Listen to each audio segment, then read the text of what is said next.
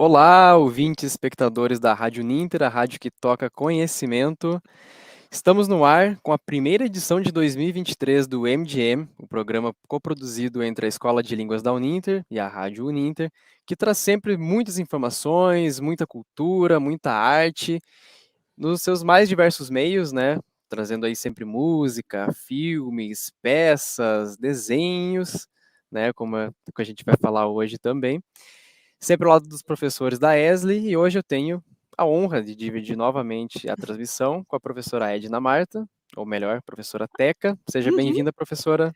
Valeu, Arthur. Muito obrigado, gente. Muito obrigado para quem as pessoas que estão aqui com a gente no chat, a Sara, a Ingrid, o Jean, o Rafael, gente, muito legal ter vocês aqui no nosso primeiro MGM. Eu tô parecendo que é a minha primeira vez no MGM, assim, sabe aquele butterflies in my stomach, né? Borboletas no estômago. Então, assim, eu espero que o pessoal curta o tema, porque eu achei uma delícia, gente. Eu achei super legal esse tema que a gente vai tratar hoje. Com certeza, professora. Saúdo também o pessoal que está aí nos acompanhando no chat, né? A gente sempre Uhum. tem uma participação bem legal de vocês. E então, pessoal, continuem interagindo conosco, o que vocês sabem sobre o tema também, que é um tema, né, que deu origem aí a muita coisa que a gente vê Uhum. até hoje por aí. E então já vamos apresentá-lo, prof, pode ser? Por favor. Então, está aqui sobre o que a gente vai falar hoje. Isso, a nossa base hoje, pessoal, nós vamos falar sobre um episódio dos Simpsons chamado Streetcar Named Marge. Quem é ligado na literatura, né, e quem sabe um pouco desse título, Um Bonde Chamado Marge, vai lembrar, ué, mas eu acho que eu já vi alguma coisa tipo Um Bonde Chamado Desejo. Exatamente, gente. Esse episódio que a gente vai falar sobre, dos Simpsons, que a gente vai falar sobre hoje, foi inspirado numa peça norte-americana, estadunidense, muito famosa, que foi escrita na década de 1940, né? Só que antes da gente falar dessas relações da peça original com os Simpsons, eu acho bem importante, sabe, Arthur, contextualizar quem foi esse autor, por que que ele escreveu a peça dessa maneira, porque eu particularmente acredito que o que as pessoas escrevem falam muito a respeito das vivências dela. Tem uma vertente, acho que eu já comentei isso em outros programas, existem algumas vertentes dentro da literatura que falam que você não precisa necessariamente vincular o autor ao seu contexto sócio-histórico, né, de vida. Mas tem alguns autores que eu penso, se a pessoa não tivesse vivido isso, talvez ele não tivesse produzido coisas tão bacanas. E este é o caso deste autor que escreveu um bonde chamado Desejo, a Streetcar Named Desire, tá? O autor chama-se Tennessee Williams, né? Então essa é uma peça que ele escreveu em 1947 e na época do seu lançamento foi um grande sucesso que inclusive ganhou o prêmio Pulitzer de drama, né? E por causa desse sucesso, teve inúmeras versões para o teatro, teve algumas versões para o cinema também, que a gente vai apresentar um pouco aqui, tá, gente? Então, então, assim, antes da gente falar dos Simpsons, como eu disse antes, vamos dar um contexto dessa peça. Então, essa é uma peça cujo cenário escolhido pelo Tennessee Williams foi Nova Orleans, no estado de Louisiana, na parte sul dos Estados Unidos, né? Então, esse cenário diz muito a respeito da vida dos personagens da peça e do próprio Tennessee Williams, né? O Tennessee Williams ele teve uma vida bem tumultuada em termos de relações familiares, porque o pai dele era uma pessoa, digamos, violenta, alcoólatra, abusiva, né? Ele não tinha uma relação boa com o pai, ele sentia que o pai preferia muito mais o irmão dele do que a ele, porque o Tennessee Williams ele teve difteria quando era criança. Então ele era uma criança frágil, né? Sensível demais. Então parece, né, pelo que se consta, que o pai tinha essa certa, assim, não vou dizer repulsa, mas assim ele tinha o seu filho favorito dentro desse contexto. E interessante que o Tennessee Williams, não só nessa peça, o Streetcar Named Desire, mas em outras peças ele também traz personagens que são muito parecidos com os membros da família. Tem uma peça dele chamada Glass Menagerie, que uma tradução literal seria Zoológico de Vidro, cujo personagem também é um vendedor de sapatos com problemas de alcoolismo. Então é muito o retrato do que ele viveu na infância, né? E por causa dessa infância difícil, então o Tennessee Williams ele gostava muito de escrever. Então ele ficava no quarto dele, envolvido com a literatura, envolvido com a escrita. E uma coisa bem interessante, né, a respeito desse autor, é que o nome dele não é Tennessee Williams, né, é Thomas Lanier Williams III, né? Então Thomas Lanier Williams III, aportuguesando um pouco aí. E por que ele mudou o nome dele para Tennessee? Porque, de acordo com o que consta, né, na biografia dele, quando ele morou, se não me engano, 2 anos no Tennessee, né? E parece que foram os 2 anos mais felizes que ele teve na vida dele. Então, por causa desse sentimento de alegria, ele acabou adotando o nome do local, Tennessee, né? Como uma forma de homenagem. Como eu falei no começo, gente, a peça do Streetcar Named Desire, ele é situada, né, em Nova Orleans, nos Estados Unidos, especialmente no que a gente chama de French Quarter, o quarteirão francês. E aí você vai perguntar para mim, né, Arthur, mas por que francês nos Estados Unidos, você sabe? Você sabe? É devido à disputa colonial que houve durante a colonização americana, não foi? Isso, tem essa parte também, e daí o governo norte-americano, essa região onde é a Louisiana hoje, era possessão francesa. E aí o governo norte-americano acabou comprando esse trecho de terra, e não é à toa que o nome do estado é Louisiana, é por causa do rei Luís francês. Então, como uma forma de homenagear, eles deram o nome do estado de Louisiana. Então, esse quarteirão francês ele vai trazer muita dessa influência francesa. Aliás, Nova Orleans como um todo vai trazer muita influência do Caribe, inclusive, devido à proximidade geográfica, dos afrodescendentes também, né, porque a região sul dos Estados Unidos era bastante escravagista, né, então tem essa influência de várias etnias nessa região. Então, se a gente tem um parâmetro do Brasil que tem diferentes etnias, então a gente pode imaginar que caldeirão que é essa região dos Estados Unidos, né? É uma coisa bem atípica do que a gente entende como tradicionalmente norte-americana, né?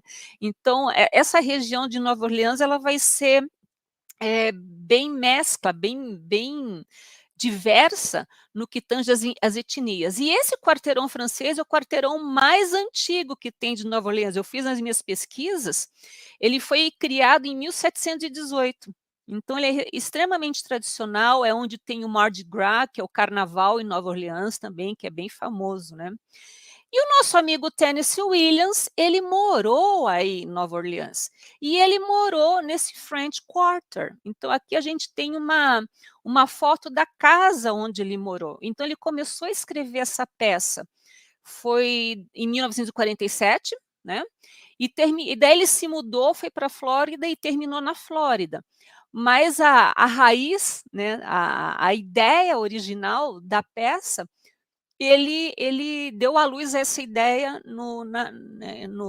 em Nova Orleans e nesse bairro do Quarteirão Francês. Tá?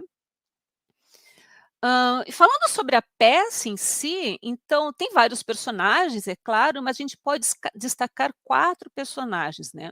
A Blanche de Bois, o Stellan Kowalski, a Stella e o Mitch. Né? Então, qual que é a relação entre eles? A Stella é irmã da Blanche de Bois. E a Stella é casado com Stanley, né? E o Mitch é amigo do Stanley, que em um momento da peça vai se interessar pela Blanche, né? Ele quer casar com ela, né? Só que aí na peça, gente, a gente vai percebendo que a Blanche não é muito bem aquilo que ela aparenta ser, sabe, gente? Ela é uma pessoa assim que ao longo da peça você vai vendo que ela tem uma instabilidade emocional, é que ela quer representar uma figura que ela não é, porque se a gente contextualizar esse período da peça, que foi a década de 1940, a gente está falando de um período de pós-guerra, 1947. E nesta primeira metade do século XX, foi bastante turbulento, porque além das duas grandes guerras, o próprio Estados Unidos passou pelo período da Grande Depressão, né?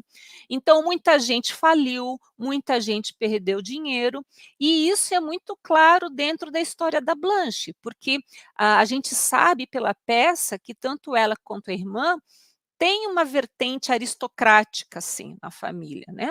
Mas em função disso, a família acabou perdendo tudo que eles tinham.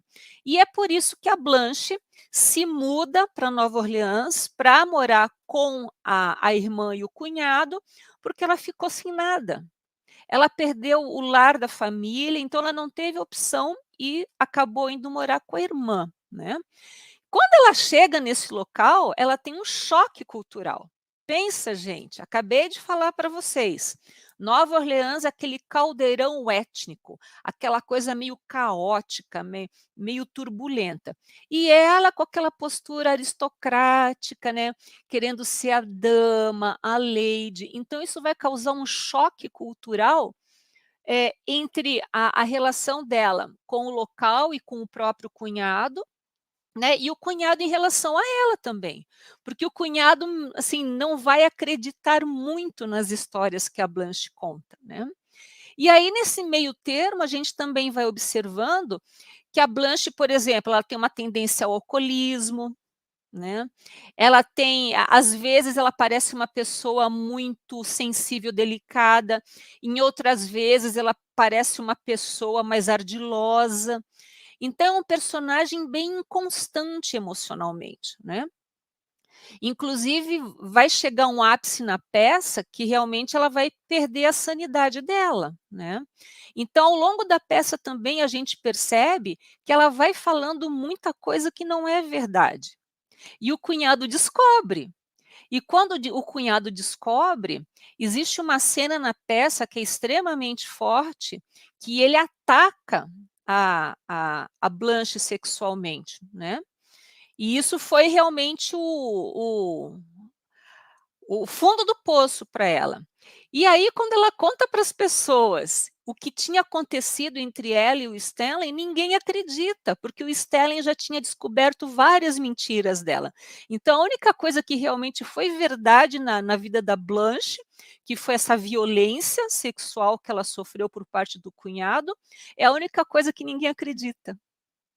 Então, essa é uma personagem muito interessante, porque ao mesmo tempo que você não entende muito bem quem ela é, mas você se sensibiliza com ela, né. Então vocês podem perceber, gente, que é uma peça que vai tratar de questões muito sexuais, vai tratar de eh, uma certa liberalidade, e aí pensando que nós estamos falando num período extremamente conservador dos Estados Unidos, né. Década de 1940, conservadorismo ao extremo. Então, realmente, o Tennessee Williams traz essa peça e que realmente, digamos, abalou as estruturas, né, por causa desses temas que ele traz.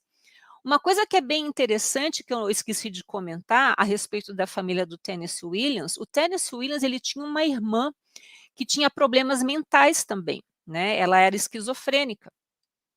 E a família resolveu fazer uma lobotomia nessa irmã, e depois disso a irmã nunca mais se recuperou.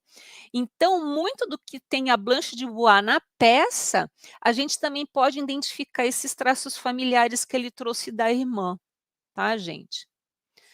Hã, essa cena que eu trouxe aqui para vocês é o Marlon Brando, e me perdoe, eu não lembro o nome da atriz, né, não é Blanche de Bois, aí na foto seria a personagem Stella, né. Kim Essa Hunter, professora. muito obrigada, Arthur, eu realmente não tinha registrado o nome dela, né. Então essa é a primeira versão para o cinema, do A Streetcar Named Desire com o Marlon Brando, né. Então a Vivien Leigh, que quem assistiu E o Vento Levou, deve lembrar da Scarlett O'Hara, né. é a mesma atriz. Então, essa atriz ela fez o papel da Blanche de Bois nessa versão do cinema com o Marlon Brando, né. E uma coisa muito interessante, e isso é uma famous quotation que o Tennessee Williams diz a lenda que em vários momentos ele falou isso, que ele dizia: "I am Blanche de Bois", né. Ele mesmo dizia: "Eu sou a Blanche de Bois", por causa de toda essa experiência que ele teve familiar, de não se sentir aceito, de ter visto de perto a decadência, mental da irmã. Então, não vou dizer que é autobiográfico, mas tem muito da vida do próprio autor nessa peça, né. Então e é um quotation bem interessante, né, a respeito dessa personagem, da personagem Blanche de Bois. Uma coisa interessante sobre o filme da versão de 1951 com o Marlon Brando, é que esse filme ele recebeu, se não me engano, 12 nominações ao Oscar. Ele foi nomeado inclusive para, não sei se melhor filme, mas ele ganhou vários prêmios por causa disso. Deixa eu ver se na minha cola aqui eu tenho alguma. Ah, sim, foram 12 indicações ao Oscar, tá, gente? Mas aqui eu não tenho nas minhas anotações, Ele o ganhou, foram 4, professor. Ele ganhou de atuações, que ganhou uhum, pro Marlon Brando, uhum. pra Vivian Leigh, pro Carl Madden, né, que faz o Mitch, e O ganhou Mitch, também aham. de direção de arte. Direção de Ah, arte, e foram não 4 ganhou Oscars. direção, né, É. interessante isso, não ganhou isso eu lembro que não ganhou direção, né. E uma Mas coisa acho que é bem relevante também citar, é que boa parte do elenco desses principais nomes, dos 4 principais nomes, 3 tinham feito a peça com o Elia Kazan, que é o diretor do filme, hum. na estreia da peça, né, no ano de 47.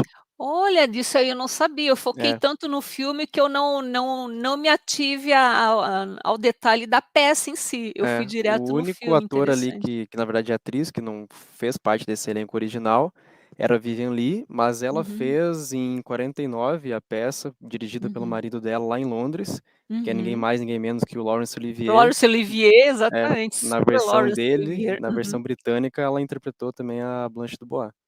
Então era um nossa. elenco ali já bem afinado, né, sabendo tudo isso, né, já tendo Uhum. interpretado esses papéis, né, Sim, sim. e, né, entregou em um elenco que entregou totalmente ele, né, o Marlon Brando é o primeiro filme dele, Uhum, inclusive, não é o primeiro lançado, mas é o primeiro que uhum, ele gravou logo uhum. após o teatro, e, né, foi o filme que catapultou ele já no primeiro papel dele no cinema, né, depois disso ele virou aquele astro O imenso de astro, Hollywood mesmo. exato, é. E uma coisa muito interessante é que são personagens muito fortes, né, você tem o contraponto entre o personagem da Vivian Leigh, que é a Blanche, e o Marlon Brando, né. O Marlon Brando, você quase vê nele um homem pré-histórico, ele é muito rude, né, ele tá suado às vezes, e você tem aquela sensação que ele é um homem extremamente rude, né. Mas quando ele conhece a Blanche, você percebe que tem um climão entre eles. Uhum, Porque daí na peça você aí durante a leitura da peça você vai observar que a Blanche não é tão inocente quanto parece, né. Ela tem aquela coisa do chá e sedução para conquistar as pessoas. Nas entrelinhas a gente pode entender que isso foi como uma forma de escape da vida, né. É uma história é uma personagem muito triste, eu diria, sim. né. E assim, como é uma peça de teatro, você não tem tudo dito no texto, né, você tem Uhum, que inferir pelas entrelinhas, né, então isso é é. muito interessante de observar, que é um personagem que às vezes deixa a gente em dúvida, né. Então aqui tem uma cena, eu quando vi essa versão pela primeira vez, eu estava na graduação de letras, a minha professora de literatura levou a versão do Marlon Brando e levou a versão de 1995, se não me engano, com Alec Baldwin. E aí assim, gente, se você vê um homem com um torso nu num filme hoje, tranquilo, né, gente. Agora pensa isso na década de 1940. Né. Imagina este homem chamado Marlon Brando, que é um homem extremamente bonito, porte atlético, mostrar o torso num filme. Esse foi um filme que inclusive o Tennessee Williams ele não sofreu censura pelo estúdio, mas a como é que era o nome da instituição? Legião Católica da Decência. Fez uma pressão gigantesca para atenuar o clima de sensualidade do filme, né, e até a própria a cena da violência contra a Blanche de Bois, essa liga exigiu que o Tennessee Williams mudasse o final do filme, com uma punição para o Stanley. Claro que eles não fizeram isso, né, porque realmente o ápice da história é essa violência e o fato de ninguém acreditar na Blanche e o Stanley e a Stella continuarem casados, né, como se tudo continuasse, como sempre foi, né. Então, isso é uma questão bem interessante, se a gente pensa na época desse filme, realmente deve ter sido bastante impactante. Além dessa versão, nós temos mais 2, né, uma de 1984 e a de 85, perdão, eu falei 90, acho que é 95, tá, gente? E agora eu me confundi nas datas. Eu acho que é 95, você pode conferir para mim aí se você tem, por favor, Arthur? Porque eu lembro que eu assisti 95. Uhum. 95, então ali está errado, tá, gente? Não é 85, é 95. Eu assisti as 2 versões, nenhuma delas supera a versão do Marlon Brando, tá, gente? Nenhuma delas. Mas se tiver que escolher entre uma e outra, a versão de 84 é a melhor, porque o Alec Baldwin, me desculpe, gente, para quem é fã desse ator, ele não conseguiu transmitir a virilidade, a rudeza do personagem. Eu achei que ele ficou muito light quando a gente compara com o Marlon Brando, tá. Então fica aí a minha dica para vocês, se vocês quiserem assistir esses filmes essas 2 versões estão disponíveis no YouTube, mas a do Marlon Brando não, você só encontra excertos, tá. E a peça é domínio público, então você pode baixar para ler também. Super recomendo, tá, gente. E aí vamos então porque a gente resolveu falar hoje, né, a versão dos Simpsons, né. A versão dos Simpsons, bom, cara dos Simpsons, né, gente, de subverter a ordem das coisas, de tirar um grande sarro de tudo. E o problema, né, de criticar tudo, e o problema é que com essa versão dos Simpsons, o estúdio da Fox teve muito problema. Porque a gente vai ver na sequência a forma como eles trataram a cidade de Nova Orleans foi muito desrespeitosa. A gente vai ver no texto aí na sequência que eles pegaram muito pesado com a cidade de Nova Orleans, né. E aí o que é interessante? Bom, eu acabei de apresentar para vocês um panorama geral do que trata a peça, então não é uma peça leve, não é uma peça infantil, não é uma peça para criança. E aí a gente tem o primeiro cartoon dos Simpsons, a família inteira na fila indo ao teatro, inclusive com a Meg no colo. Então, assim, a primeira subversão começa aí, né. Não é uma peça para criança, então não caberia nenhum dos filhos da Marge e do Homer irem assistir a mãe no palco, né, já começa a coisa por aí, a subversão. E E o aí comentário do Bart ali, né, falando que ele vai falar sobre isso na terapia por anos, né. exatamente, "My Marge on stage", a minha Marge no palco. E aí o Bart, "I'll be talking about this in therapy for years", então vou falar sobre isso na terapia por anos, né. E aí então começam as relações, né, do que traz os Simpsons e sobre a cidade de New Orleans. Então, se vocês lembrarem pessoal, quando teve o furacão Katrina, que as pessoas ficaram desabrigadas, perderam tudo, elas foram alojadas no estádio Mercedes-Benz Superdome, lá em Nova Orleans, né. Então, e os Simpsons eles, a peça nos Simpsons começa com essa referência do Superdome, né. Mas olha, e assim, outra coisa que eu até esqueci de comentar, na versão dos Simpsons, o Streetcar Named Desire é um musical, gente. Sabe, quando você espera o que você espera do musical, Arthur? "Ah, vamos assistir um musical", o que é que você espera do filme? Ah, uma certa leveza, humor, algumas Uhum, gags, né, o que é completamente o uhum. oposto do que o Tennessee Williams trabalha, né. Exatamente, o esquisito já começa aí, né, já começa aí porque é um musical, tá? E absolutamente é um gênero que não tem nada a ver com a peça do Tennessee Williams, né? E aí o Chief, que é o chefe policial da cidade lá dos Simpsons, ele começa cantando assim: Long before the Superdome, where the saints of football play, lived a city that they damned call home. Here their hellish roundly. Então, o que é que ele está falando aí? Muito antes do Superdome, onde os santos do futebol jogam, havia uma cidade que aqueles malditos chamavam de lar. Então, damned é a coisa do maldito, né? Então, ouça a sua canção de roda infernal. Então, aí você já tem uma questão bem agressiva com relação à cidade. E a coisa continua. Então, quando os personagens aparecem no palco, eles cantam isso: New Orleans, home of pirates, drunks and whores. Nova Orleans, lar dos piratas, dos bêbados e das prostitutas. Tacky overpriced souvenir stores. Então, loja de souvenir brega e cara. If you want to go to hell, se você quiser ir para o inferno, you should take a trip to Sodom and Gomorrah on the Mississippi. Mississippi. Então, se você quer ir para o inferno, você deve fazer uma viagem para Sodoma e Gomorra no Mississippi, tá? Stinky, rotten, vomiting, vile. Então, fedida, podre, vomitativa, vilanesca. Nova Orleans, putrid, brackish, maggot, fall. Então, podre, salobra, com vermes, imunda. Então, quer dizer, essa é a apresentação que os Simpsons faz de Nova Orleans. Justifica o povo de lá ter exigido do presidente da Fox uma desculpa pública, né?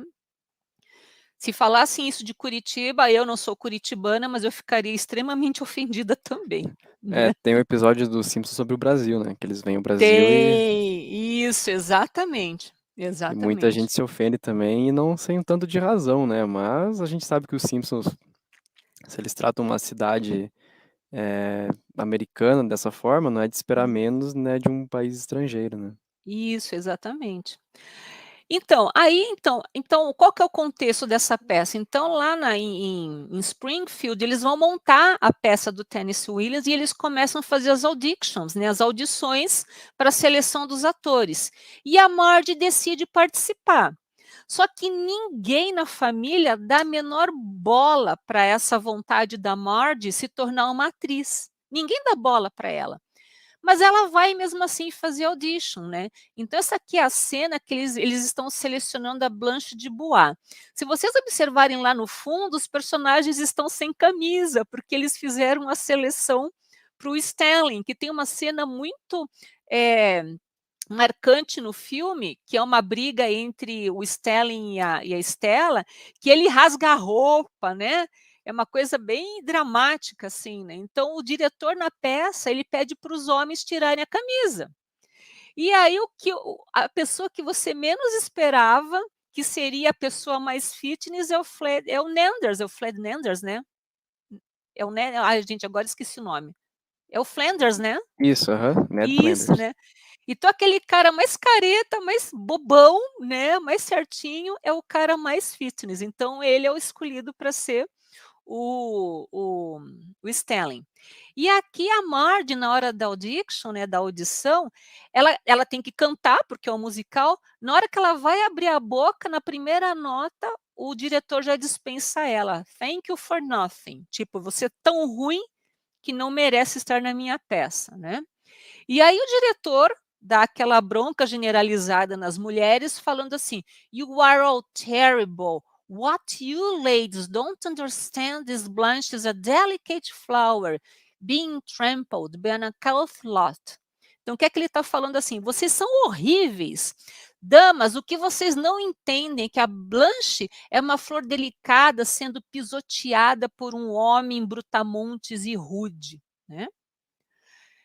E aí Por que que a Marge, então, acaba sendo escolhida para ser a Blanche, né? Porque se ela não conseguiu nem cantar e o diretor a escolhe, por quê? Porque ela é reprovada na audition, né? Daí ela vai ligar para casa e falar para o Homer, né?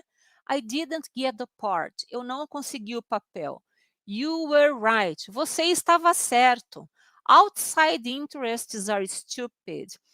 Interesses externos são estúpidos. Quer dizer, ele não deu o menor apoio para a Marge e a Marge aí percebeu que realmente era uma bobagem para ela querer participar. E aí o diretor escuta ela falando isso, né, e vê aquela coisinha triste, caidinha, aquela coisa meio entregue, que é o que ele esperava da Blanche Dubois, né. Aí ele escuta a Marge falando, né, "I will come home right away. Eu irei para casa imediatamente. I will pick a bucket of fried chicken. Eu vou levar um balde de galinha de frango frito, extra skin rolls, enroladinhos de pele extra, chocolate cream parfait, então uma sobremesa com sorvete de chocolate". Então, quer dizer, ela está se submetendo ao Homer, né. E o diretor aí, quando vê isso, agarra o telefone da mão da Marge e fala: "Stop bothering my Blanche". Então, pare de incomodar a minha Blanche. E aí ela ganha o papel da nossa Blanche de Bois, né. Então aqui a gente tem um finalzinho da cena, né, quando o Ned Flanders leva lá as flores para Marge, né. E aí o Ned Flanders como Stelly, para mim ficou muito engraçado, né, porque é a última pessoa que você esperaria, né, ter um papel tão viril na peça, né. Outra coisa bem interessante também, que aí as crianças estão assistindo a mãe no teatro, e tem uma cena que é quase o final da peça, que é quando realmente a Marge, ela perde a sanidade dela, porque ela sofre a violência, né, então ela realmente é o fundo do poço e perde a sanidade. Só que na peça, a Marge fica voando no palco, né, e aí o Bart: "Wow, she can fly! Nossa, ela pode voar". E a Lisa: "It is supposed to symbolize her descent into madness". Isso aí supostamente é para simbolizar a queda dela na loucura. Então, quer dizer, a Lisa, com a sua sapiência de 7, 6 anos de idade, observa que a cena está tratando de um enlouquecimento da personagem, né. E aqui, pessoal, uma coisa que é bem legal, essa linha aqui é a última linha da peça, é quando a Blanche de Bois, ela é levada para um asilo, para um hospital psiquiátrico, né, porque daí ninguém acredita que ela sofreu a violência, né, aí a irmã, muito tristemente, concorda em levar ela, em interná-la, né. E essa cena da peça, aqui a Blanche, ela criou uma vida, né, paralela na mente dela. Então ela acha que vai vir um cavalheiro, resgatá-la em Nova Orleans, porque eles vão partir para um cruzeiro e tudo mais, né. E quando ela olha para esta pessoa, que é o médico na peça, ela não reconhece, né. Tipo, não é você que eu estava esperando, mas ela aceita. E aí ele dá o braço para ela entrar no carro. Daí ela fala: "Whoever you are, I have always depended on the kindness of strangers".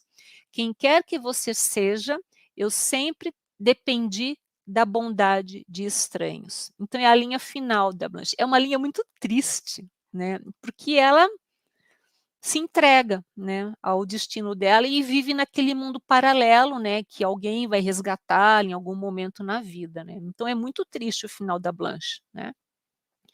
E aí, passada essa cena, como é um musical, os Simpsons vai trazer uma musiquinha sobre essa linha da Blanche de Bois, que é extremamente triste, forte e pesada. A musiquinha que eles cantam: "You can always depend on the kindness of strangers". Então, você sempre pode, depender da bondade de estranhos para, expandir os seus espíritos, né, se animar, ter ânimo e se proteger dos perigos, né. Aí a linha da Marge, a line da Marge, né. "Now here's a tip from Blanche you won't regret". Aqui uma dica da Blanche que você não vai se arrepender. "A stranger is just a friend you haven't met". Um estranho é somente um amigo que você nunca viu antes. You haven't met, que você nunca viu antes. Streetcar, bonde. E aí a Marge vai embora no bondinho lá no streetcar, né? Então, quer dizer, é uma subversão total do tema, né, do contexto da peça do Tennessee Williams, né? E aí, para a gente fechar a nossa fala hoje aqui, eu trouxe algumas imagens dos Simpsons e do filme do Marlon Brando que são muito icônicas, né? Então, lembra que eu comentei antes que tem uma cena que o Stanley e a Stella brigam, daí o Stanley fica desesperado, né? Vai lá, rasga a roupa, faz uma cena e ele fica gritando, porque daí a Stella vai se refugiar no apartamento de cima da vizinha e o Stellan fica gritando, surtado, assim, né, desesperadamente. E nos Simpsons nós vamos ter uma cena também bem semelhante, que o Homer fica gritando para Marge. Por quê? Porque a Marge está na casa do Ned Flanders, ensaiando a peça. Este aqui é o momento em que a Marge ela está muito brava com a família, especialmente com o Homer, porque ninguém dá bola para ela, ninguém dá bola para a peça que ela está ensaiando. E ela escuta o Homer gritando e ela fala: "Ah, deixa ele para lá, né? Vamos continuar ensaiando." E o Homer vê isso, né? Daí ele fica gritando exatamente como o personagem Stellan, né, no filme. E aí a cena, né, que o Ned Flanders rasga a roupa porque ele está brigando com a Stella, né? Aí a musiquinha dos Simpsons, Stella, Stella, can't you hear me yell? Então, Stella, Stella, você não me ouve gritando? You are putting me through hell, Stella. Olha a rima ainda, né? Então você está me colocando no inferno, né, Stella, né? Então é uma cena na peça bastante desesperadora, mas aqui virou uma musiquinha nos Simpsons, né? E aqui outra coisa bem interessante, como eu falei antes, na peça, a Blanche de Bois sofre um ataque sexual do Stanley, né? E daí, durante o ensaio, a Marge não consegue, né? Porque tem uma cena que a Blanche de Bois pega uma garrafa, quebra para tentar se defender do Stanley, né? Só que a Marge não tem essa raiva toda, né? Ela não consegue quebrar a garrafa, né? Aí o que que ela faz? Ela olha para o Ned e imagina o Homer, porque ela está com tanto ódio do Homer, porque o Homer não dá bola para ela, acha que tudo que ela está fazendo é uma bobagem, né? Então daí ela imagina o Homer, fica possuída de ódio e começa a quebrar tudo, que assim nem o Ned consegue entender de onde vem tanta raiva, né? Aí vem uma referência também ao próprio atuação pelo método, né? Que foi o Streetcar Named Isso. Desire, lá em 51, Uhum.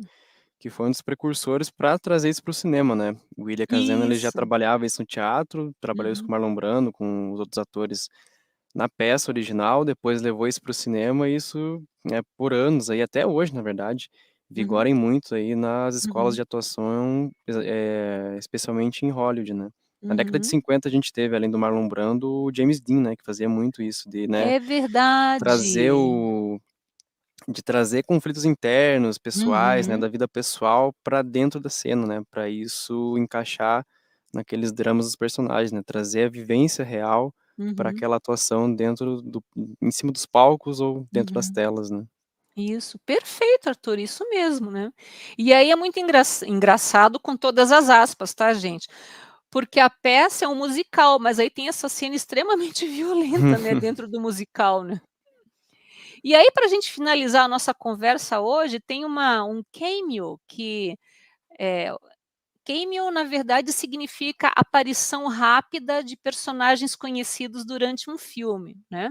O Hitchcock era muito famoso por fazer esses cameos, né, de entrar no meio do filme como se fosse um personagem, de apoio, né. Então, na primeira imagem à esquerda, nós temos a cena inicial do filme Os Pássaros, que a personagem entra na loja e o Alfred Hitchcock está saindo com os 2 cachorrinhos, que inclusive eram do Hitchcock mesmo. Era George e Stanley o nome dos cachorrinhos, né. E lá no Simpsons a gente vai ter a mesma referência a esse filme, por quê? Porque a Marge, ela tem que ficar ela fica com a Maggie, então ela leva a Maggie para os ensaios. Só que a Maggie nos ensaios não funciona, então o diretor da peça fala: "A minha irmã tem um berçário, você pode deixar a sua filha lá enquanto a gente ensaia." Então daí a Maggie fica nesse berçário. Só que a Meg é danadinha, né? Ela consegue, porque né, dentro do berçário, as cuidadoras recolhem todas as chupetas do bebê.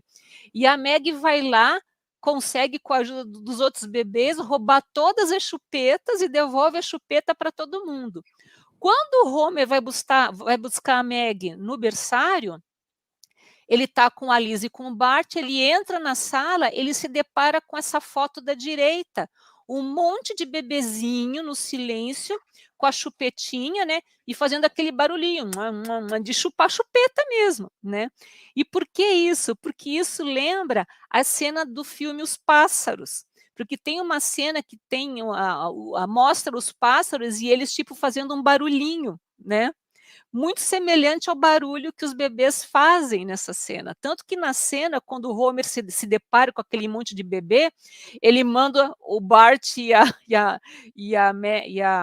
Lisa ficarem para trás, ele anda bem devagarinho entre os bebês, vai lá, pega a Meg, sai com todo cuidado, fecha a porta e vai embora, como se fosse uma coisa assustadora, exatamente como aconteceu com o filme Os Pássaros, né, que é uma coisa assustadora, né. Então achei muito legal eles terem trazido essa referência também para os Simpsons, né. Sim. Então, gente, era isso que eu tinha para hoje, né, eu acho que é uma referência bem legal.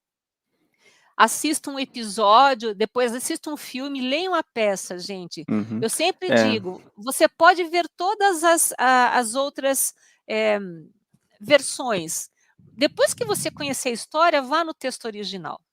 Você vai sim. ver o impacto que dá, é bem É, legal. a gente encerra o assunto da peça, das adaptações por hoje, mas ela retorna, como bem a professora Fabielle comentou aqui, né? A Streetcar Named Desire vai ser o tema do bookworm da Esley, né, professora? Isso, Do clube de leitura da Esley. estarei lá, daí a gente vai discutir a peça mesmo, eu até Exatamente. sugiro para os alunos, né, assistirem o filme, mas a gente vai discutir a peça em si, tá bom, Uhum. gente? Inclusive para o Jean, que ele comentou ali, que no YouTube até tem a versão integral do filme de 51, mas paga.